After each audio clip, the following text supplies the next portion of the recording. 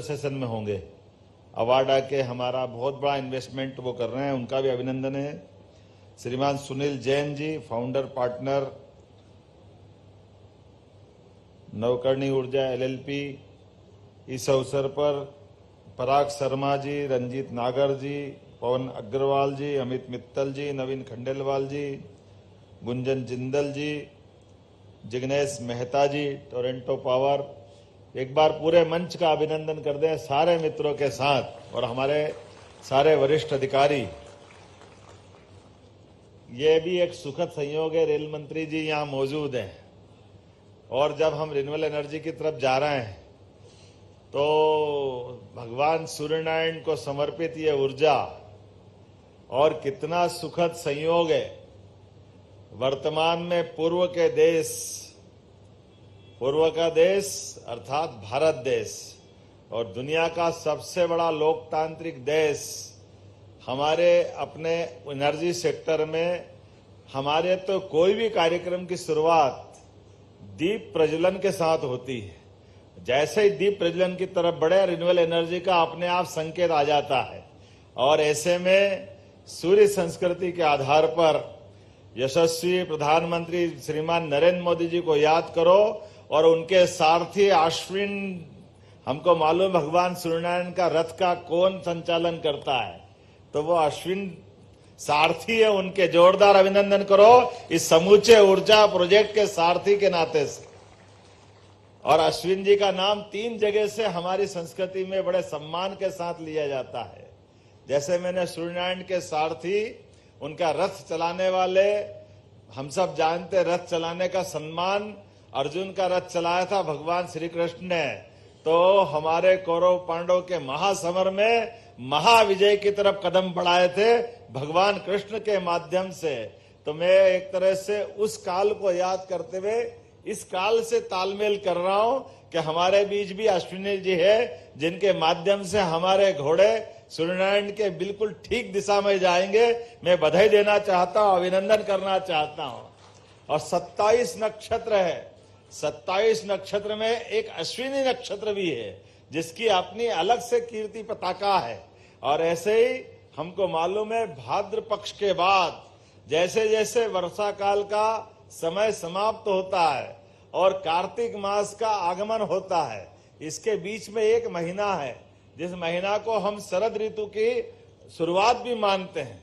और शरद जब पूर्ण चंद्रमा के माध्यम से हमारी 6 ऋतुओं में शरद ऋतुओं की एक तरह से महारानी है, उस माह का नाम भी अश्विन माह है। हमें इस बात का आनंद है। मैं आपका वंदन करता हूं, अभिनंदन करता हूं, जिस प्रकार से आप अपने इन व्यवस्थाओं को संचालित कर रहे हैं।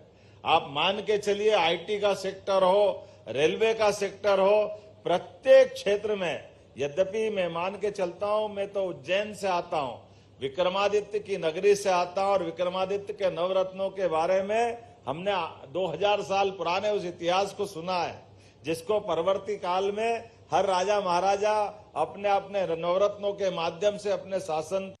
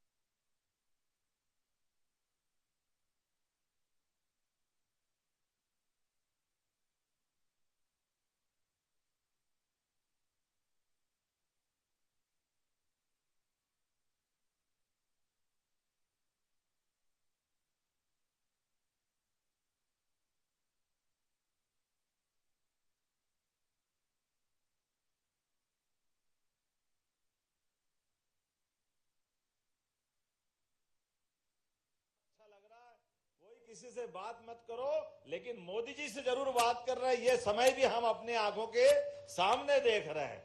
हमारे लिए यूक्रेन हो, पुतिन हो, अमेरिका हो, जिसकी मर्जी आए जो नाम बोल दो, वो हर एक कोई। और इसीलिए दूसरों की तो छोड़ो, जो दुश्मन देश है उनके यहां से भी अब आवाज आ रही है कि काश मोदी जी हमारे प्रधानमंत्री होते। पाकिस्तान से जाकर पूछो, उनके इमरान खान के वर्षन के रूप में आता है कि काश ये समय ऐसे लीडर हमारे पास हो। मैं मान के चलता हूं, आज का भी ग्लोबल इन्वेस्टर समिट में जिस प्रकार से माननीय मोदी जी ने हमारा मार्गदर्शन किया है, और ये बात भी सही है, भारत भारत के लिए नहीं, भारत भारत के माध्यम से दुनिया में अपनी सनातन संस्कृति के आधार पर, अपनी अच्छाई के आधार पर, और जो घोषित वाक्य वेद वाक्य है वसुदेव कुटुंबकम, इस भाव को लेकर के अगर भारत में अपनी भारत की भूमिका को ले जाना है तो इसके माध्यम से माननीय मोदी जी, माननीय अश्विनी जी, हमारी सरकार, ये सारी सरकार केवल अपनी एक दिशा बता सकती है, लेकिन दिशा की ताकत, जैसे मैंने सूर्यनारायण के आधार पर, अश्विनी जी के आधार पर ये भावना व्यक्त की सरकार के माध्यम से, लेकिन ये 7 घोड़े हमको 24 घंटे 7 दिन अहरनिश रूप से लगातार चलायमान बनाए रखना है। और जब ये चलायमान बनाए रखना है तो हमारे लिए जो जल का महत्व है वही समान रूप से ऊर्जा का महत्व है, और ऊर्जा में भी ऐसी ऊर्जा जो परमात्मा दे रहा है, उस ऊर्जा का कुल मिलाकर के हमारे लिए एक प्रकार से समाज को वापस अर्पित करने की जो भावना है, ऐसे में रिन्यूएबल एनर्जी उसमें सबसे बड़ा रोल अदा कर रही है। और मुझे इस बात की प्रसन्नता है कि जब रेल सबका अधिकार है, रेल की सबसे सस्ती सुविधा सबको मिलती है, रेलवे पे सब प्रकार से प्रयत्न और सब प्रकार के डर और माहौल पता नहीं क्या क्या होगा, लेकिन रेलवे आज भी सबका आदर्श अपना यातायात का साधन है। इसलिए रेलवे का कोई विकल्प नहीं है। रेलवे के माध्यम से भविष्य की बहुत बड़ी विकास की अपनी एक इबारत लिखी जाती है। तो रेलवे के माध्यम से हमारी सरकार ने भी एक नया मार्ग निकाला है। हमारे रिन्यूएबल एनर्जी के मामले में अपने पूरे देश के सभी राज्यों में एकमात्र राज्य मध्य प्रदेश है जो सस्ती बिजली रेलवे को बेचने का काम कर रहा है। उसका एमओयू हुआ, मेरी अपनी ओर से बधाई देना चाहता हूं। और जैसे कि कहा गया है, ये ग्लोबल इन्वेस्टर समिट है, हजारों करोड़ के, लाखों करोड़ के बड़े बड़े उद्यमी आ रहे हैं, बड़े बड़े एमओयू हो रहे हैं, लेकिन उन सारे उस फलक पे, जैसे हमारे आकाश की शोभा सूर्य से भी है, चंद्र से भी है, लेकिन जब तक तारे सितारे नहीं चमके तो आकाश आकाश नहीं लगता है। ये तारे सितारे हमारे, जिसका जहां जितना योगदान है, अपने अपने योगदान को दे करके कोई कितने प्रकार से भी इन्वेस्टमेंट करे, हमारे लिए सरकार के माध्यम से छोटे से छोटा 1 मेगावाट वाला, 2 मेगावाट वाला, और अब तो और नीचे जा रहे हैं। हमारे यहाँ लगभग 32 लाख कनेक्शन बिजली के किसानों को है। इसलिए हमने निर्णय किया है कि इसके माध्यम से 15-16 हजार करोड़ की सब्सिडी हमारी सरकार के माध्यम से एक तरह से किसानों को मदद के नाते से देते हैं। लेकिन इसका रास्ता क्या है? इसका रास्ता है कि हम सभी को सोलर पंप देना चाहते हैं। तो कुसुम सी के माध्यम से हमारे अपने किसानों को भी और घरों की बिजली के लिए भी, दोनों प्रकार से देखें तो लगभग 25-26 हजार करोड़ की सब्सिडी हमारे अपने बजट पर एक तरह से सरकार को वहन करना पड़ती है। तो आप सबके माध्यम से हम चाहेंगे सोलर पंप बनाएं, सोलर पैनल बनाएं, सोलर बिजली से भारत की भी सेवा करें, प्रदेश की भी अंदर मदद करें। इस प्रकार से एक बहुत बड़ा बाजार आपके माध्यम से सरकार आपकी अपनी व्यवस्थाओं से जोड़ना चाहती है। सरकार इन व्यवस्थाओं में आपको भागीदार बनाना चाहती है, और इसके साथ साथ और भी जितने प्रकार से हो सकती है। एनर्जी का तो आज आपने बिल्कुल सही कहा है, हमारा थर्मल का, अब ये हाइडल पावर का, पंप स्टोरेज का, सब प्रकार की संभावना में परमात्मा ने मध्य प्रदेश पे विशेष कृपा की है। हमारी पंप स्टोरेज की बिजली भी बीच में, अब तो जमाना ऐसा हो गया कि अपनी बिजली को भी कम ज्यादा कीमत पे बेचने का अवसर भी निकालना पड़ेगा। तो आपने में से जब अच्छा समय हो तो अच्छी बिजली बेच दो, और बाकी स्टोरेज के नाते से ऊपर टैंक भरना हो उसका उपयोग कर लो। लेकिन मैं मान के चलता हूं, जिस भी तरह से बढ़े, जैसे भी बढ़े, परमात्मा आपको भी यश दे, आपका यश सरकारों को भी मिलेगा, राज्य सरकार को भी, केंद्र सरकार को भी, और आपने आकर के ये जो हमारी हौसला अफजाई की, मैं मध्य प्रदेश सरकार की ओर से माननीय रेल मंत्री जी का भी आभार मानता हूं, जिनने हमको खुलकर इन सारे मामलों में मदद की है, आशीर्वाद दिया है, और आप सबकी मौजूदगी भी हमारे लिए हौसला बढ़ाने वाली। मैं आपको भी धन्यवाद देता हूं, आभार मानता हूं, और जिन जिन ने एमओयू किए हैं उन सबको भी बधाई देता हूं, और उम्मीद करता हूं कि हमारा आपका ये रिश्ता लंबे समय तक लगा रहेगा। मेरी अपनी ओर से अगर मैं राज्य के अंदर देखकर बात करता हूं तो 12 वर्षों में सबसे तेज गति से हमारी नवकरणीय ऊर्जा की क्षमता बढ़ी है। ये क्षमता हो गई 15%, 15% कम नहीं होती है, जिसमें वर्तमान में हमारे राज्य में 9,300 मेगावाट से अधिक नवकरणीय ऊर्जा के हमारा अपना ये स्रोत बना है। इसी आधार पर जब नीमच में 170 मेगावाट का पीपीपी मॉडल पर यहाँ जो एग्रीमेंट हो रहा है, जिसमें 25 साल तक आने वाले समय में ये उपलब्धि रहेगी, जोरदार अभिनंदन करें अपने नीमच के प्रोजेक्ट के लिए। और खास करके नीमच सोलर पार्क में 500 मेगावाट की क्षमता वाला, जिसमें 170 मेगावाट 160 मेगावाट की दोनों परियोजना जो 2024 सितंबर में पूरी कर ली है, और सबसे सस्ती बिजली ₹2.15 देने का रिकॉर्ड बनाया है। ये बाकी के लिए सबक है कि आज के समय में इसी प्रकार से हम अपनी क्षमता योग्यता से, आज का समय वाकई बाजार को देख करके चलने वाला है। मोहासा बाबई पार्क में इसीलिए हमने आपकी रिन्यूएबल एनर्जी पार्क की स्थापना की है, माननीय यशस्वी प्रधानमंत्री के आशीर्वाद से। जो शुरुआत तो हुई थी 227 एकड़ में, लेकिन आज ये पार्क का पहले हमने 227 में जब खत्म हो गई तो 400 कर दी, 400 खत्म हो गई तो 884 कर दी। अब मुझे लग रहा है कि ₹1 फीट में जो हम जमीन दे रहे हैं और जिस प्रकार से उसको रिस्पांस मिल रहा है, आज की स्थिति में 884 एकड़ जमीन भी खत्म हो गई, 1000 एकड़ फिर लेके दे रहे हैं, ताकि आपके माध्यम से रिन्यूएबल एनर्जी का ये पार्क अपनी क्षमता को भी और डबल करे। ऐसे कई सेक्टर में जिस प्रकार से मदद मिल रही है, मैं मान के चलता हूं हमारे यशस्वी प्रधानमंत्री के उस भाव के आधार पर कि जब हम अपने रिन्यूएबल एनर्जी का सेक्टर बढ़ा रहे हैं, ऐसे में मध्य प्रदेश इन सभी परियोजना के लिए भारत सरकार के 500 गीगावाट नवकरणीय ऊर्जा के लक्ष्य को पूरा करने में मदद करेगी। आज के इस अवसर पर एक बार फिर मैं आप सबका धन्यवाद अदा करता हूं और एक बार आपका स्वागत करता हूं। बहुत बहुत धन्यवाद। भारत माता की जय। बहुत बहुत धन्यवाद माननीय मुख्यमंत्री जी श्री मोहन यादव जी।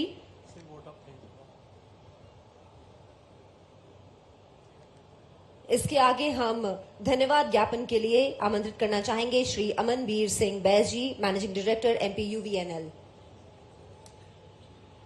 ज्ञापित करता हूं माननीय मुख्यमंत्री जी का, माननीय रेल मंत्री जी का एवं माननीय मंत्री नवकरणीय ऊर्जा विभाग का, जो उन्होंने अपना बहुमूल्य समय हम लोगों को दिया और इस कार्यक्रम में उपस्थित हुए। इसी के साथ नवकरणीय ऊर्जा उद्योग का नेतृत्व कर रहे समस्त प्रतिनिधियों का धन्यवाद, जिन्होंने मध्य प्रदेश में निवेश के लिए एक बहुत बड़ा कमिटमेंट किया। ऊर्जा विभाग, रेल विभाग और PMCL विभाग के सभी वरिष्ठ अधिकारी एवं उनकी टीम को भी हमारी ओर से बहुत बहुत धन्यवाद उनकी सहभागिता और इनपुट्स के लिए।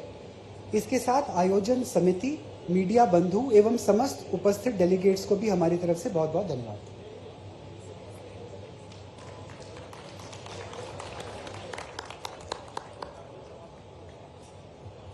आप सभी से निवेदन है कि सत्र अभी समाप्त नहीं हुआ है, यहीं बने रहें। जिनके MOU तस्वीरें आप देख रहे हैं मानव संग्रहालय से ग्लोबल इन्वेस्टर्स समिट का आज शुभारंभ हुआ। प्रधानमंत्री नरेंद्र मोदी ने आप CM डॉक्टर मोहन यादव को सुन रहे थे। ग्लोबल इन्वेस्टर निवेश का महाकुंभ,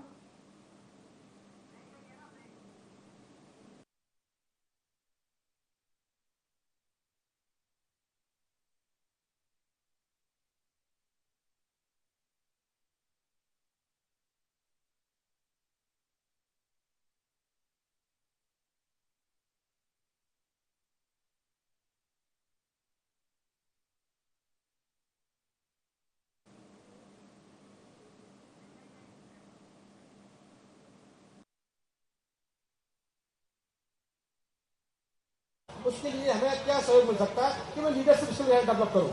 जी जी बिल्कुल पैनलिस्ट से रिक्वेस्ट आपका संक्षेप में मैं जवाब देता हूँ। आपको पता होगा कि ITI करिकुलम में 1.5 साल पहले एक मॉड्यूल इंट्रोड्यूस किया गया था which is called employability skills, और उसमें team building, leadership, communication skill सब सिखाया जाता है। It is 120 hour module. So ITI level में ये तो शुरू हो ही गया है, और आई थिंक स्कूल्स में भी ये आता ही रहेगा एज पर NEP 2020। Okay, thank you very much. Last question. I would request, please be precise on your question. Just introduce yourself and then come directly to the question. Hello, my name is Mayank Gupta and I'm founder of Elaborate Technology, an IT service SaaS-based company. And I have a proposal in regards to AI. As my question to Mary ma'am is, so like how AI can create an impact in education industry and how it can resolve employment solution all over around the world. I have a good proposal from my end. I was about to discuss, but I haven't got any chance. So that's why I'm speaking over here. Okay, thanks for your question. So artificial intelligence is a really great tool, I think, to produce e-learning first, but also to offer new possibilities to the learners. So at Schneider Electric, for example, we would like to bring together all our expertise, document and so on, and then be able to provide like online teachers that could answer to some learners' questions based on documentation and expertise that are certified by Schneider Electric, or with other content that can be validated by ourselves. This is one possibility. But I'm sure there is a lot that we even don't know today, and we would like to explore this with some partners that are specialists, because I think it opens a lot of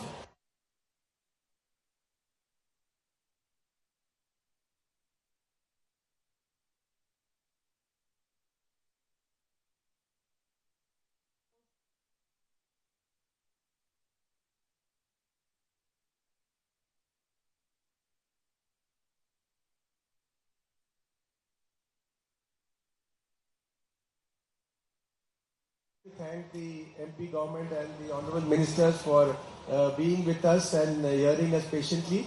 Just one last line I wanted to mention that, we heard a lot of good things being talked about. This is happening in different parts of the country. There are many new initiatives, good initiatives that is happening, but doesn't come on the media, doesn't come on TV. It is these forums that provide an opportunity of sharing of these experiences. What we need to do is, each one of you, if you have heard of such good experiences, try to share the thought, share the story, so that, as Vaibhav said, we will have a multiplier effect in this country and we will really progress towards a Viksit Bharat by 2047. Thank you very much. Jai Hind. Thank you so much, sir. Moving forward, we just have a few announcements. I would request our guests to please be seated. We have a few announcements. I would request Mr. Girish Sharma, Additional Secretary to the Department, to announce the intentions to invest. Good afternoon. It's my privilege to announce two transformative investment in Madhya Pradesh's education and skill development landscape. The first intention to invest is by Jagran Social Welfare Society, represented by Shri Hari Mohan Gupta, Chairman, in partnership with Shrewsbury School UK.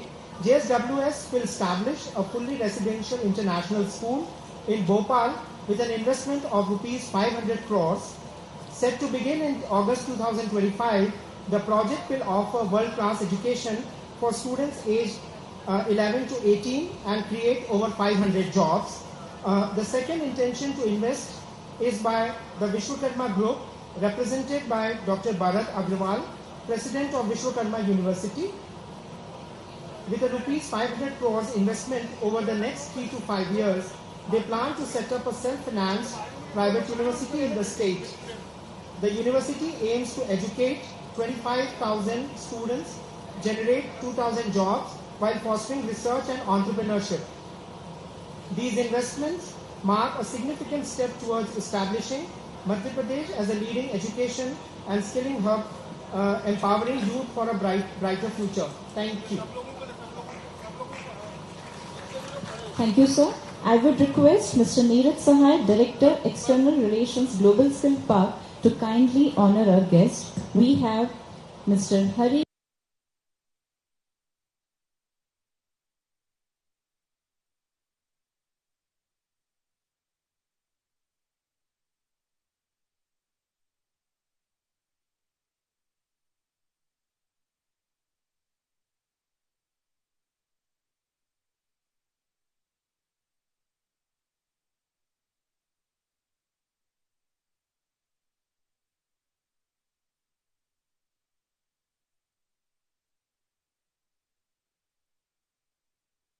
Very much. I think His Excellency has already explained to you everything now. So I think it is clear to you. And I want to add one thing, that JETRO supports Indian companies to export in Japan also. We have given you a brochure, so you can go through our website. There is a e-venue program is there. It is a free base program, free portal is there. You can register your company, submit your business proposals if you want to export. If you want to, it is a matchmaking site. So you can explore that opportunity. And in case if any Indian company or any person wants to anything import from Japan, because Japan is also having a very lots of product which to be exported from Japan and imported in India, because Japanese product, as you all know, are very durable products, very good quality product. So if anybody wants, any company wants to import from Japan, we will also support them. We have a Japan Street portal. So you have to register on Japan Street portal, and after registration you can explore the products on website, and you can, there is lots of things. You can request for a meeting with the Japanese company. So online the meeting will be done, and in that case JETRO will help you to organize the meeting, because if there is some language barrier is there, so JETRO will provide the interpreter also, online interpreter. So they can, it is a free of cost. So you can explore that facilities of JETRO. We have a J Bridge. If any company, as I explained earlier, that we have a J Bridge also. And we have a Invest Japan program also. If any company from India wants to invest in Japan, JETRO will help them also to invest. Our service is free of cost, like that. So I think all is clear to everyone now about the JETRO activities. Thank you. Sir. Hello. Sir, I am Sunil Shivde. Sir, my question is to Bhatia sir. Sir. Hello. Sir, my question is to you that the Japan has collaborated for a bullet train from Mumbai to Ahmedabad. Its work is slow. So from which year it will start? Actually, His Excellency will let you know about these things. Thank you. I didn't expect such kind of the question is raised, but anyway, thank you very much. Yes, it's moving, yes, but as you mentioned, it is not on the good track as expected earlier, but now it's moving. That is now here, like here in Madhya Pradesh, now you have double engine government, right? Now in Maharashtra also they have the double engine in the economy, double engine government. But earlier it's not really the case. So, but all those the hurdles in the past was cleared. Now we are in close discussion how to speed up that speed.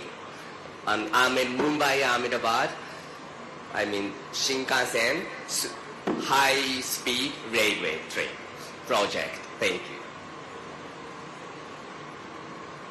Hello, am I audible? Yeah. So my name is Akash, and my question, first of all, kudos to you for starting on time. You spoke about punctuality. Indians come with not maybe punctuality, but a lot of commitment. So yeah, Indians' commitment and Japanese punctuality, that makes a very good combination. My question is, there is a global AI MOU being done between India and Japan. So how can states like Madhya Pradesh or Maharashtra benefit out of it? And then when you invest in a country like India, and especially in states like Madhya Pradesh, what is the human capital level that you are looking for? And this is for the Japanese delegation. For me, I'm not an expert, AI expert, so but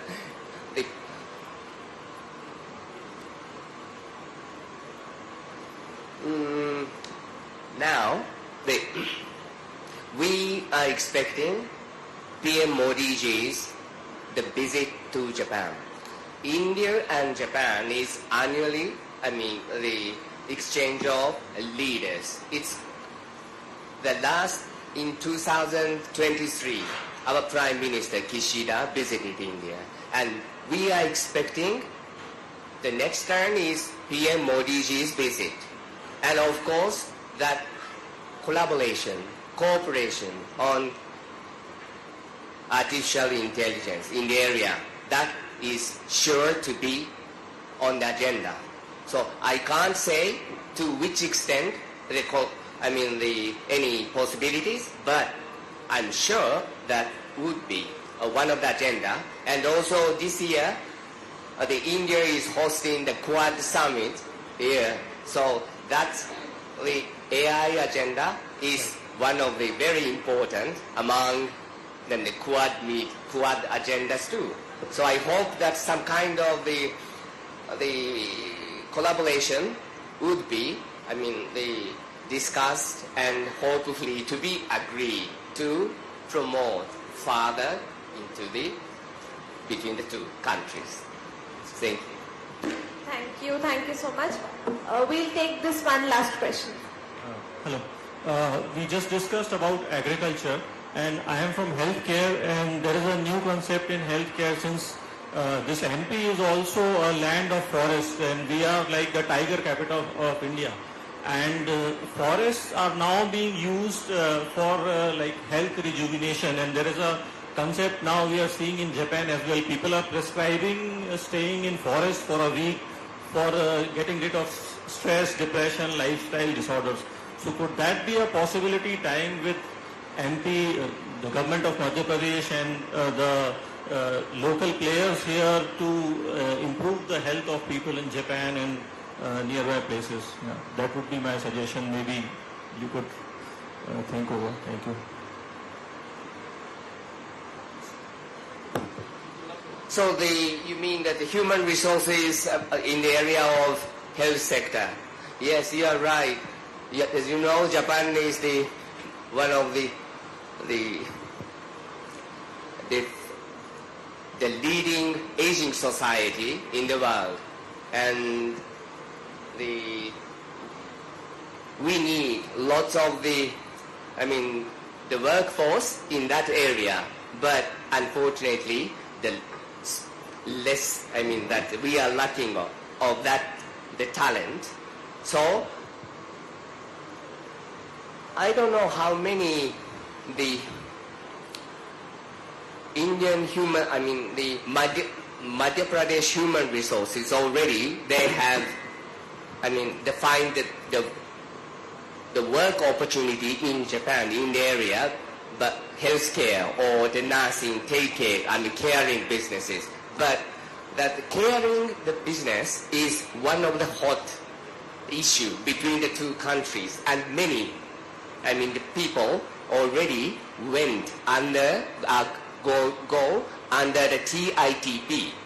That there is already in between two countries there is a framework agreement called TITP, Technical Internship Training Program, or SSW, special. You can Google it, but there is already framework agreement in between the two, and caring and take care of the caring nursing on or caring the business is one of them.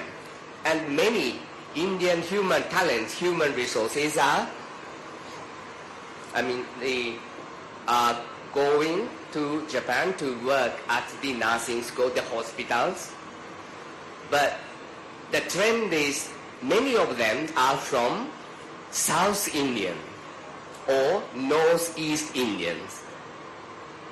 So I'm now promoting, to promote those skilled Indian talent from Western India, including now Madhya Pradesh, if they have a skilled labor force. But anyway, there are lots of opportunities. So the problem is to work in Japan needs the language, especially to work at the hospital and nursing care centers. Many of them are all senior Japanese. They don't speak English, they speak only Japanese, but to take care of the seniors, old people, needs lots of attentive careness. So that kind of the language plus the skill is needed. So how to train in Madhya Pradesh the people in the skilled wise and as well as language. Unfortunately, here in Madhya Pradesh, I don't hear the many Japanese language. The classes are taught just in Jabalpur. Indian Institute of the Information Technology Design Manufacturing. But other than that, there is no such courses. So we should promote language as well as those skills. Then you will find the opportunities, I believe. Thank you. Thank you so much to all our speakers and participants for thoughtful questions and engaging discussions. This dialogue we've had today is not just a conversation, but a stepping stone towards a deeper collaboration. And yes. One last question. So we're actually short of time. Just one last question. We have to actually go. We're short of time. But thank you so much to everyone. Can we give our speakers a huge round of applause once again, ladies and gentlemen? Thank you once again for everyone to be here.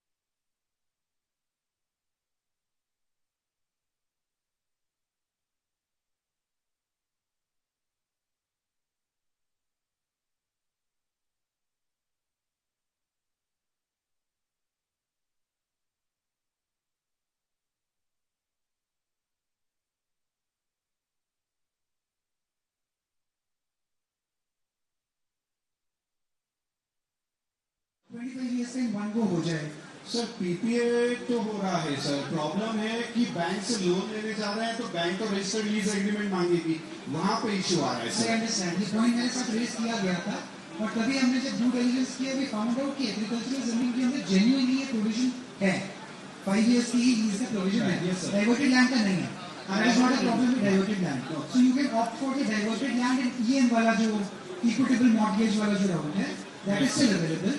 But registered mortgage on agricultural land is not available for 25 years in one go. So we're exploring with the registration department. We'll try and find a solution.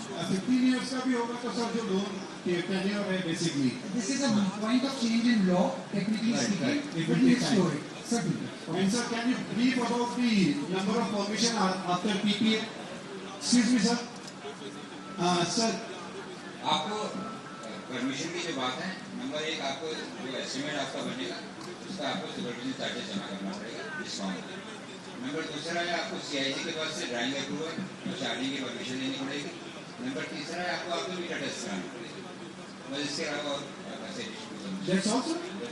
Okay, thank you very much, sir. Thank you, sir. My name is Piyush Jain and I am here on behalf of Surya Energy Private Limited. I have a question to the team here that when is it possible to do the privatization of electricity to be sold out rather than directly to the government, instead of selling it to the government, to the private parties. And for example, if I have land which is like 5 kilometers away from the load center of someone, like maybe they have an industry. So when would it be possible and what is the resolution there? My second question would be like my other colleague, he said that in Gujarat we have meters which is like remotely installed. So, and I see that today in Bhopal itself, there are 0 meters almost which are remotely monitored. Like the people came in, they do the manual reading and everything and they go away. So what is the procedure there? Because I also work in the remote monitoring domain, and what are the policies there and how would you encourage that? आमतौर पे जो metre हमारे solar plant में लगते हैं वो ABT compliance हैं, ABT metre हैं और वो एमआर कंप्लायंस भी है। डिस्कॉम उसकी रीडिंग देती है, वो एमआर से भी देती है, लेकिन क्योंकि आप उसके मालिक हैं, मीटर के मालिक हैं और आपकी एनर्जी आ रही है तो आपके साथ एक जॉइंट मीटर रीडिंग देने का प्रावधान है। तो जॉइंट मीटर रीडिंग आपके साथ दी जाती है, इसलिए वो रीडिंग मेंबर हो जाती है। बट सर उसके बाद भी जो श्योरिटी है, क्योंकि पेमेंट तो हम लोग पार्टी से नहीं लेते हैं, जो कस्टमर है फॉर एग्जांपल जो आपका सिम कार्ड का या इंटरनेट का IoT थिंग्स उसका पेमेंट तो हम लोगों ने पार्टी से नहीं लिया है, बट उसका यूज जो है वो नहीं है। उसके लिए एक्चुअली सिस्टम में डेवलप करना पड़ेगा, अभी ऐसा सिस्टम है नहीं, धीरे-धीरे करके बढ़ेगा। And on my first question sir, please put some light. अब वो एक्चुअली आपका पॉलिसी लेवल का है तो उसमें नहीं, और सीधे संबंधित सीधा रखेंगे तो आप मैं बता दूंगा आपको। पॉलिसी लेवल का आप इस तरह बताएंगे तो थोड़ा मुश्किल बनेगा। सर नमस्कार, मेरे एक छोटा सा क्वेश्चन है, ये जो आपने कहा कुसुम A कुसुम C है, ये KWP पे है कि KW है, मतलब हमको AC के कनेक्टिविटी करना है कि वो लाइव प्रोसेस? जैसे बोलिए थोड़ा सा सर, ये जो कुसुम A या C में हम सोलर लगाएंगे, ये अपन जो 2 मेगावाट मान रहे हैं, ये AC साइड है या DC साइड? AC side. तो सर CUF को कैसे अचीव करेंगे सर? ये मतलब कभी भी सोलर 100% जनरेशन पे आता नहीं, तो CUF रखा गया, वो मिनिमम CUF रखा गया। देखिए उसमें जो रेंज है, आमतौर पर एमपी में अगर आप सीधे लगा लेंगे तो आपको 19-20% CUF मिल जाएगा, ठीक है। उसमें कुछ इससे थोड़ा गुंजाइश देखिए, कभी बादल ज्यादा होगा, ये तो स्टैंडर्ड निकला हुआ है, निकला हुआ है, कभी ज्यादा होगा, इसलिए 15% रखा हुआ है इसमें। सर यदि गवर्नमेंट की कोई भी गवर्नमेंट है, चाहे कोई है, कोई भी, सब लोग अपना 40% ओवरलोडिंग करके अचीव कर रहे हैं, सारे टेंडर्स में आता है, तो हम अभी किसान को ऐसा क्यों ऑप्शन नहीं दे पा रहे हैं? AC लेवल पे तो कह रहे हैं आपको, AC लेवल कहाँ का? तो 2 मेगावाट AC लेवल पे 100% कहाँ से आएगा सर? क्यों ऐसा कैसे आएगा सर? 1:1 पे 100% जनरेशन कैसे CUF अचीव होगा उसको? ये 2 मेगावाट का DC साइड रखेंगे तो 80% से ज्यादा जनरेशन तो शायद ही किसी पे मिलेगा। नहीं मिलेगा ना भाई, मिलेगा। कुछ कंफ्यूजन है, आप डिस्कशन कर लेना मेरे से आगे। And with this we conclude the presentation my last question, please. With this we conclude the Q&A of SOPs. Thank you so much. So, please. We'll take one last. Mail ID एक नहीं हुई थी, उस पे कर देंगे mail या chatbot पे कर देंगे। Sir, I want to ask you that if there is a substation of 132 or /33 kV, so can we connect our solar system to that substation? Sir मेरी ये रिक्वेस्ट है आपसे कि मेरा मेरे को ग्रिड इंस्टॉल करना है, सोलर सिस्टम इंस्टॉल करना है, जिसके पास में 132/33 kV का सबस्टेशन है, तो मैं 33 kV की लाइन लेकर जा सकता हूँ सबस्टेशन पर? देखिए जैसा मैंने आपको बताया था, प्रवासन सर ने भी बताया था, मैंने भी आपको इसमें बताया कि जो सबस्टेशन छाटना है वो हम इस हिसाब से छाट रहे हैं, है ना। कोई ओवरलोड सबस्टेशन दे रहे हैं, कैरियर का सबस्टेशन दे रहे हैं, जिससे आपको तो आमदनी होगी और हमको भी इसका फायदा मिलता है, किसान को भी इसका फायदा मिले। तो अगर आप 33 के भी 132 के भी डाल देंगे तो जो हमने इसमें फायदे अपने सोच रखे हैं तो हमको नहीं मिलेंगे। हमारी प्राथमिकता यही है कि आप 11 के साइड में सबस्टेशन पे जाते हैं। सर अगर पास में 33/11 का सबस्टेशन नहीं है तो उसका कुछ सॉल्यूशन है? वो तो आप जब बिल्ड कर रहे हैं तो आप देख रहे हैं कि 5 किलोमीटर के आसपास आप हैं कि नहीं है, आप अंदाज से तो बिल्ड कर नहीं रहेंगे, आपने 30 किलोमीटर को बिल्ड कर दी जमीन लेके। सर मुझे ये समझना है कि 132/33 kV का सबस्टेशन पर सोलर रिन्यूएबल एनर्जी का कुछ प्रावधान हो पाएगा?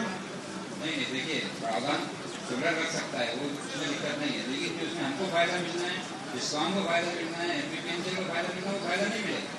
इसलिए हम जो प्राथमिकता देंगे वो हम अपने सब स्टेशन पे प्राथमिकता देंगे, तभी तो हमको फायदा रहेगा। Sir, now we would request to hold the session for a while. We'll continue with the Q&A, but we want to do a small MOU round. Banker session की ओर बढ़ते हैं for some time, और फिर हम इस Q&A को resume करेंगे। Banker session में MOU signing is about to happen between the bank and Madhya Pradesh Urja Vikas Nigam Limited. PM Kusum ANC की 100 परियोजनाओं की स्थापना के ऋण प्राप्ति की सरलता के लिए MOU किया जाना है। हम मंच पर बुलाना चाहेंगे Shri Rama Shankar ji, CGM central bank of India, along with Shri Ajay Shukla ji, Madhya Pradesh, Shri Pramod Mishra ji, DGM central bank of India, to please come a little forward, along with Shri Ajay Shukla ji, MPUB ML,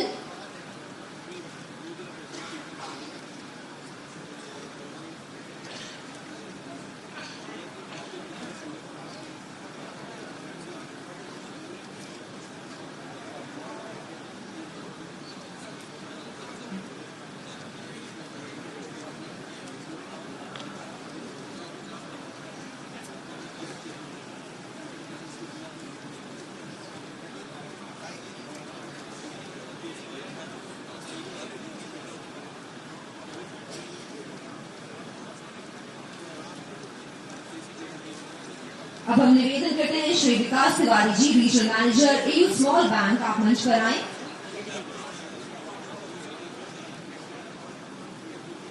Shri Ajay Shukla जी, आप मंच पर ही बने रहें।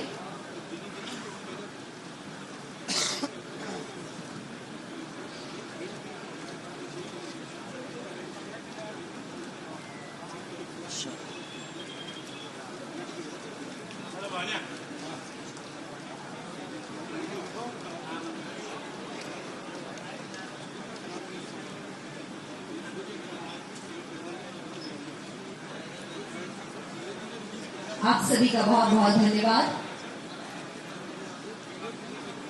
इसी के साथ माननीय नवीन एवं नवकरणीय ऊर्जा मंत्री मध्य प्रदेश सरकार श्री राकेश शुक्ला जी हमसे विदा लेंगे।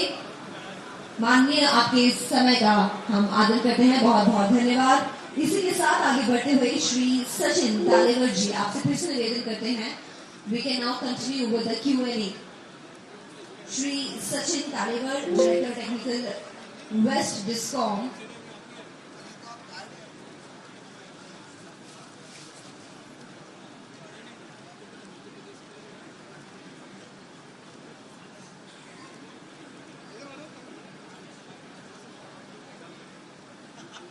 can we please have Shri Sachin Talivar ji?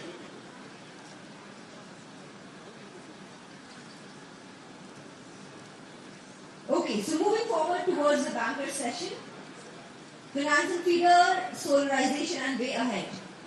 This session would allow us to have discussion on financing structure, processes, innovative financial products and technical challenges that we face, laying the foundation for future partnerships and funding opportunities. Now we request Shri Chandrasekhar Sharma ji, CGM, Central Bank of India, to please come on the stage. No? By the way, it was my understanding that there are lots of queries with regard to the standing operating procedures, with regard to charging permissions, grid connectivity permissions, estimates for the lines. So, please feel free to drop down emails to us as well.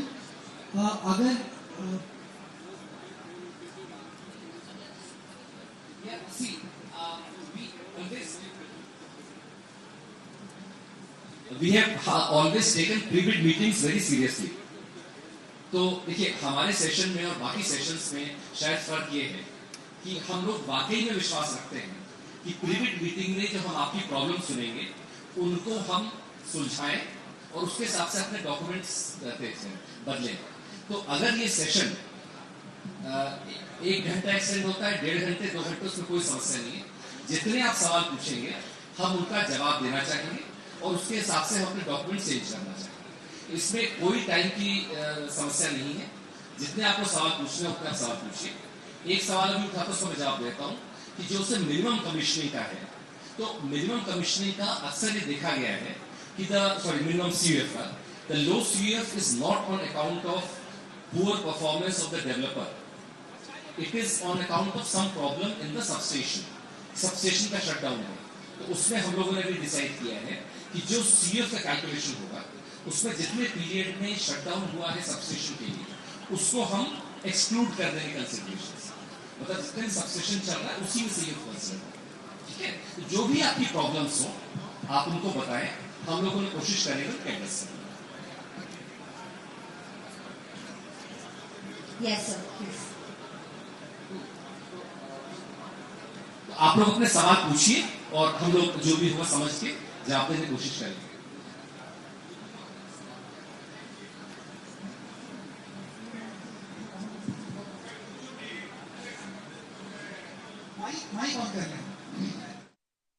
Chamber of Small and Medium Enterprises, Indo-European Chamber of Small and Medium Enterprise, MOU exchange ceremony के लिए यहाँ उपस्थित हैं doctor Vijay Tiwari जो कि president हैं IECSME के।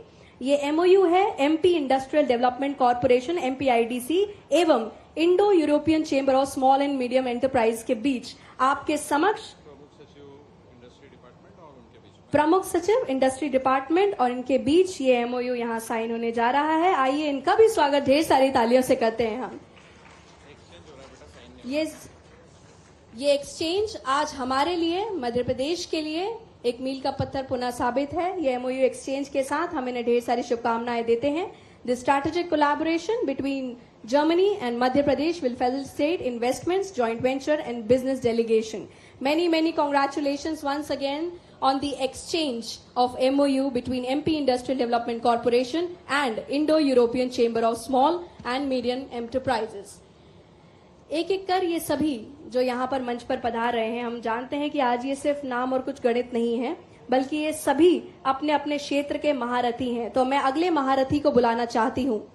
Germany Indian innovation corridor GIIC, अगला MOU जो आज एक्सचेंज होने जा रहा है ये है MP इंडस्ट्रियल डेवलपमेंट कॉर्पोरेशन एवं जर्मनी इंडियन इनोवेशन कॉरिडोर के बीच में। This is a strategic collaboration between the two for the joint ventures, investments and business delegation.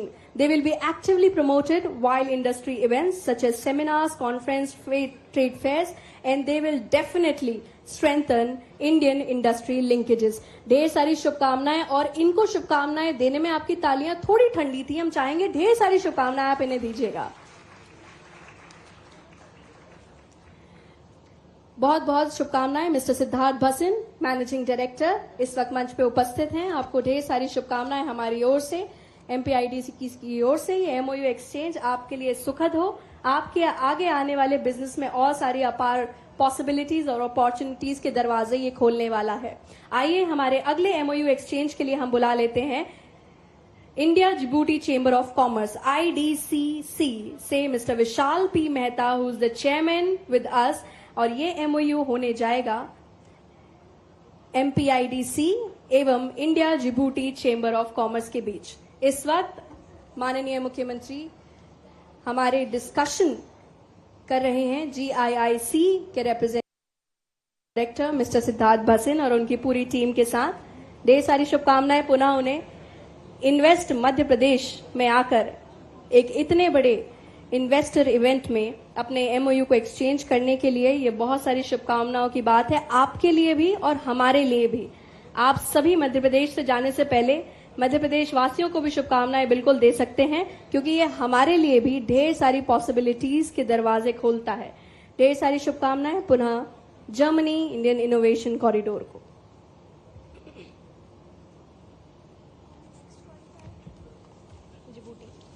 इस वक्त मंच पर हैं mister Vishal P Mehta, chairman India Djibouti chamber of commerce. ये MOU है MPIDC और India Djibouti chamber of commerce के बीच। Under this initiative, strategic collaboration between Djibouti and Madhya Pradesh, both sides will exchange economic information, share their expertise, promote investment, and host events like seminars, trade fairs, and they will definitely encourage investment, industry linkages, renewable energy projects, and training programs while exploring trade corridors and additional benefit activities. So many congratulations to India Djibouti Chamber of Commerce. और आप सभी की तालियां India Djibouti chamber of commerce के लिए अभी तक सुनाई नहीं आई है, तो जोरदार तालियां आप बजाइएगा इनके लिए. ढेर सारी शुभकामनाएं. हमारे अगले एमओयू एक्सचेंज के लिए हम बनाना चाहते हैं Indo German chamber of commerce से mister Stefan Halusa, director general. Most welcome sir, the time has come which you have been waiting for. आपसे अनुरोध करती हूँ, please sir, you are most welcome upon stage. This exchange is between the MPIDC and Indo-German Chamber of Commerce.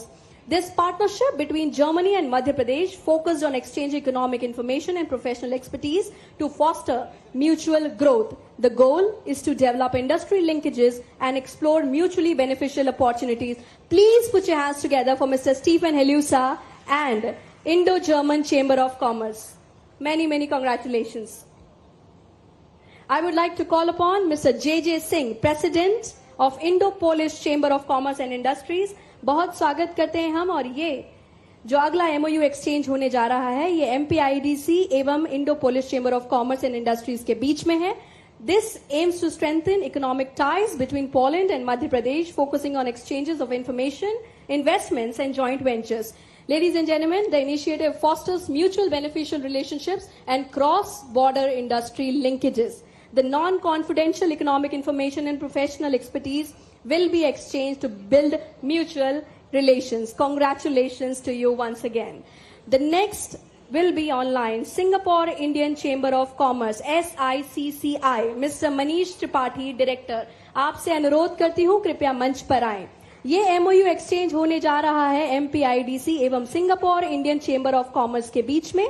This MOU aims to boost cooperation and benefit activities by encouraging joint border marketing, digital trade services, and business sans border initiatives. It promotes diagnostics and advisory campaigns along members and trade associations while facilitating internationalization to further exchange global trade collaboration. The goal is the biggest sustainable growth. आप सभी से अनुरोध करूंगी, इस sustainability के initiative के लिए ढेर सारी तालियां बजाइए. Many congratulations, Mr. Manish Tripathi, Singapore Indian Chamber of Commerce. बहुत सारी शुभकामनाएं हम आपको देते हैं. इस MOU के साथ आशा करते हैं आपका कार्य बहुत गति के साथ आगे बढ़ेगा और आप देश और दुनिया को सस्टेनेबिलिटी का एक नया पाठ पढ़ा पाएंगे. बहुत सारी शुभकामनाएं आपको हम देते हैं. Last but not the least, India connect Hong Kong. I would like to request Dr. Sanjay Nagarkar, the PhD and the President, to please come up on stage. ये MOU है MPIDC एवं India Connect हांगकांग के बीच का. This collaboration between India Connect and the state of Madhya Pradesh aims to foster economic and commercial ties. Also, they exchange expertise and best practices to facilitate mutual benefit relations, actively promoting investment, joint ventures, seminar, conferences, road shows, trade fairs, and exhibition. Many congratulations to all of you. Thank you very much to all our dear investors. आप सभी का हाथ जोड़ नमन और धन्यवाद करते हैं हम मध्य प्रदेश की ओर से. एक बार पुनः सभी के लिए जोरदार तालियां आप बजाइएगा. ये तालियों की गूंज जो है वो देश और देश से बाहर भी जानी चाहिए. इससे पहले कि माननीय मुख्यमंत्री जी हम सब से विदा लें, हम पूछना चाहेंगे अगर वे 2 शब्द कहना चाहेंगे हमारे अतिथियों के लिए.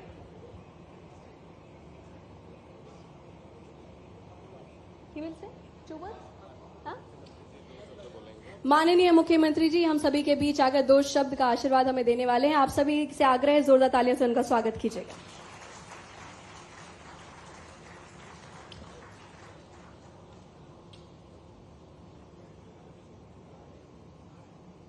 ग्लोबल इन्वेस्टर समिट भोपाल आज 24 तारीख उद्घाटन का दिन और साथ ही साथ यशस्वी प्रधानमंत्री के नेतृत्व में इस ग्लोबल इन्वेस्टर समिट ने जो अपना एक नया कीर्तिमान बनाया है, मैं यशस्वी प्रधानमंत्री का मध्य प्रदेश सरकार की ओर से उनके स्नेह वात्सल्य युक्त समर्थन के साथ जिस प्रकार से उन्होंने मध्य प्रदेश की विशेषताओं को रेखांकित करते हुए पूरे देश और विश्व के सामने मध्य प्रदेश से जुड़ने का आह्वान किया, मैं हृदय से आभारी भी हूँ. और मान के चलता हूं कि यशस्वी प्रधानमंत्री अपने ऊर्जावान नेतृत्व के साथ राज्य के साथ जिस प्रकार से अलग अलग राज्यों को प्रमोट कर रहे हैं, ये स्वर्णिम समय है यशस्वी प्रधानमंत्री के नेतृत्व में, जब उन्होंने औद्योगिक निवेश को प्रोत्साहन देते हुए राज्य को न केवल आर्थिक रूप से समृद्धशाली बनाने का अभियान चलाया हुआ है, बल्कि हर राज्य को आगे बढ़ने के समान अवसर देते हुए भारत को इकोनॉमी की दृष्टि से तीसरी अर्थव्यवस्था बनाना है।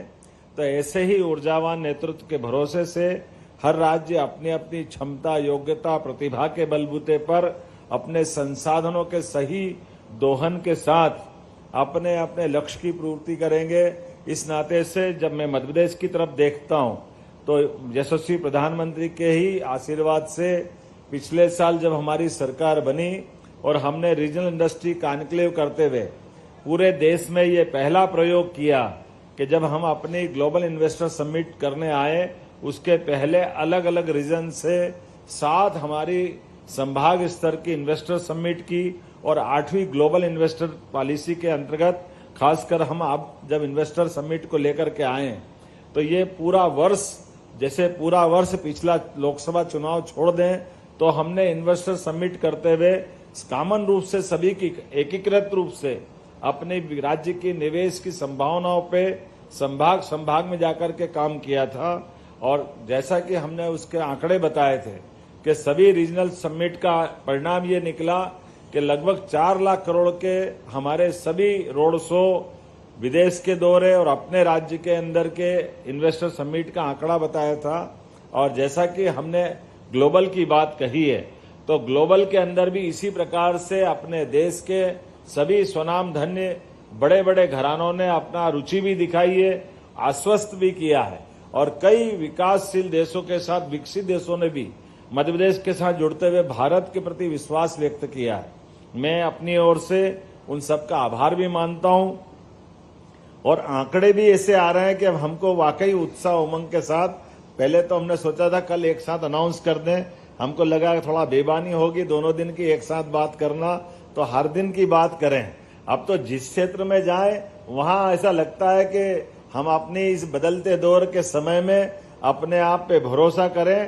पूरा विश्व यशस्वी प्रधानमंत्री के नेतृत्व में भारत की तरफ देख रहा है। मैं आज जब एमओयू के इस सेशन में बैठा हूं, यहाँ के पहले ऊपर जब 1 to 1 कर रहा था तो चाइना के लोग भी आकर के मध्य प्रदेश के साथ जुड़ करके व्यापार की बात कर रहे हैं। जापान, जर्मनी, कनाडा, जिस प्रकार से विदेश और अपने देश के अंदर भी, जैसे आज गौतम अडानी जी ने सवेरे अनाउंसमेंट किया लगभग 1.25 लाख करोड़ से ऊपर के इन्वेस्टमेंट का, और जो पाइपलाइन में प्रोजेक्ट हैं उनकी तो अभी हम बात ही नहीं कर रहे हैं, जिनके लिए उन्हें अनाउंस किया। इसी प्रकार से अंबानी जी का भी 60,000 करोड़ का यहाँ इन्वेस्टमेंट बताया। एनएचआई ने 1 लाख करोड़ से, हमारे कितने सौभाग्य की बात है, केंद्र सरकार के भी विभागों ने स्टेट गवर्नमेंट के साथ जुड़ करके बड़े आंकड़े के साथ एमओयू करने का जो सिलसिला प्रारंभ किया है। जो प्राइवेट सेक्टर की तो बात ही अलग है, इसलिए हमने कहा कि इसमें संशोधन करते हुए सायंकाल तक सूचना खास करके सीपीआर इस पे सुने कि हम अपने सभी प्रकार के जो एमओयू इन्वेस्टमेंट के हुए अलग अलग प्रकार के, क्योंकि संकलित रूप से तो मुझे भी याद नहीं है कि जहां जा रहे हैं वहीं एमओयू हो रहे हैं, और ये सब उत्साह उमंग बढ़ाने वाला वातावरण भी है। लेकिन संकलित रूप से सरकार के पास इन सबके डाटा भी हैं और इस पे हम बात भी करेंगे। लेकिन उससे बड़ी बात यह है, हमारे लिए कुल मिलाकर 24 और 25 तारीख की ग्लोबल इन्वेस्टर समिट जो भोपाल में पहली बार प्रयोग के आधार पर हुई है, ये वाकई उत्साह बढ़ाने वाली भी है। और मैं मान के चलता हूं कि बड़ी संख्या में कमोबेश सभी लोगों को ये ग्लोबल इन्वेस्टमेंट का स्थान जो तय किया है हमने, ये समिट का स्थान, सबने दिल से इस बात की प्रसन्नता की। भोपाल में करने का जो आनंद मिला है, एक बार भोपाल के देखने का जो मजा मिला है, मैं इस तरह से ये बता सकता हूं कि भोपाल को राजधानी के रूप में तो सुना था, लेकिन नजदीक से देखने का आनंद अलग मिला। भोपाल की झील, भोपाल के ताल, भोपाल की हरियाली, और मैं तो मजाक कर रहा हूं कि अभी आपने दिन भर का भोपाल आनंद के साथ ग्लोबल इन्वेस्टर समिट का देखा, कभी रात में होटल में रहो तो झांकते रहना, हो सकता है सड़कों पे टाइगर भी नजर आ जाए। ये भोपाल की खूबसूरती है कि यहाँ सह-अस्तित्व की भावना के आधार पर समान रूप से ये टाइगर रिजर्व जोन में हम भोपाल की अपनी राजधानी को लेके एक साथ इस आनंद के साथ इस पूरे आयोजन का हिस्सा बना रहे। मैं उम्मीद करता हूं कि आपका ये प्रेम बना रहेगा और कल सायंकाल यशस्वी गृह मंत्री जब इसका समापन करने आएंगे तो हमारा कुल मिला के 2 दिन के बिजनेस का सही साठ आंकड़ा उस समय आएगा। लेकिन एक बार फिर मैं इस पूरे आयोजन से जुड़ने के लिए आपका आभार भी मानता हूं, आपको धन्यवाद भी देता हूं और एक बार फिर इसका अगला सत्र चालू करते हैं, क्योंकि जिस प्रकार से मैं मान के चलता हूं, जिसको यहाँ बोलूंगा तो अतिशयोक्ति लगेगी। जैसा कि यशस्वी प्रधानमंत्री ने भी कहा है, उन्होंने कहा कि जब हम अपना ये इन्वेस्टमेंट का कोई कार्यक्रम कर रहे हैं तो प्रोटोकॉल तोड़कर भी उन्होंने कहा कि हमारे निवेशकों के साथ सरकार का संबंध एक तरह से दोनों के रूप में बराबरी से होना चाहिए कि बाहर से आने वालों को उनका समय भी जाया नहीं हो और हमारी भी उनके प्रति भावना का प्रकटीकरण हो। तो उनने अपने प्रोटोकॉल को तोड़ करके मुझे भी और चीफ सेक्रेटरी डीजी सबसे कहा कि आप पूरा समय यहीं लगाइए, यहीं समय दीजिए, ताकि ये जो मूल हेतु है, एक तरह से निवेश का ये यज्ञ चल रहा है, इसमें प्रत्येक व्यक्ति का समाधान होना चाहिए। इस नाते से मैंने भी तय किया कि अभी यहाँ के बाद भी और जितने लोगों से 1 to 1 मिलना है वो क्रम भी लगातार जारी रहेगा, क्योंकि हमारे इस व्यवस्था से ही हमारा विश्वास बनता है। मुझे बड़ा अच्छा लगा कि पूरे देश में और देश के बाहर भी जहां जहां से मैं मिल के आया था, ऐसा लग रहा है कि हमारा अपना संबंध ये राज्य से स्थायी रूप से जुड़े।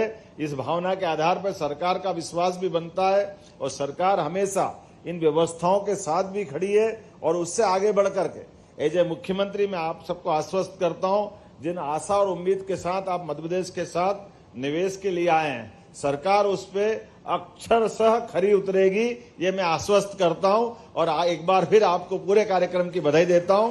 बहुत बहुत धन्यवाद।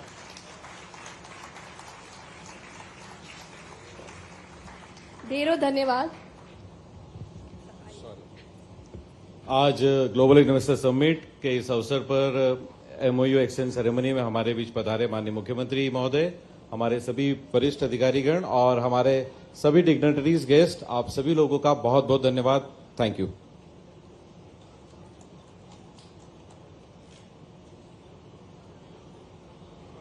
Thank you very much, dear guests, and we will move on to the next session in some time. But तब तक के लिए आप सभी